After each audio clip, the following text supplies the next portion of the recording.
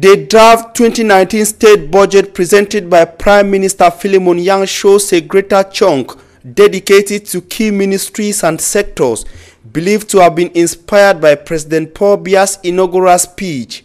The Ministry of Secondary Education backs more than 393 billion francs CFA. Public Work goes home with 367 billion francs CFA.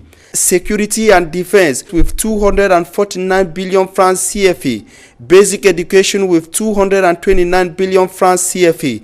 Public Health with 207 billion francs CFA, while Water and Energy backs home an envelope of 202 billion francs CFA.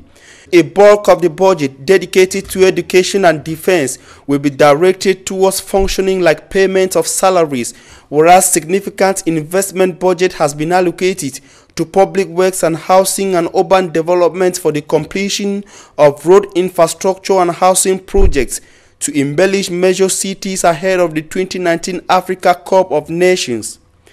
A closer look at the paper equally indicates that more than 175 billion francs CFA will be directed towards investment projects in public health, while 147 billion francs CFA will be reserved for investment projects in water resource and energy.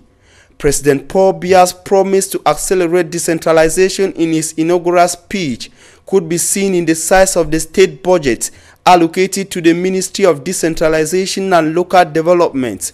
The ministry's budget has been moved from 11.1 billion francs CFA in 2008 to 45.7 billion francs CFA in the 2019 draft state budget.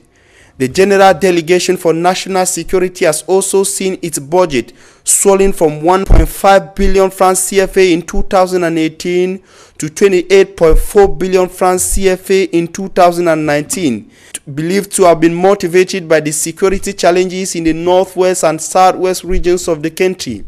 Generally, the 2019 draft state budget is centered on accelerating the decentralization process, providing health care to Cameroonians, giving them security, improving public works, giving low-cost houses to Cameroonians, giving education as well as energy to them.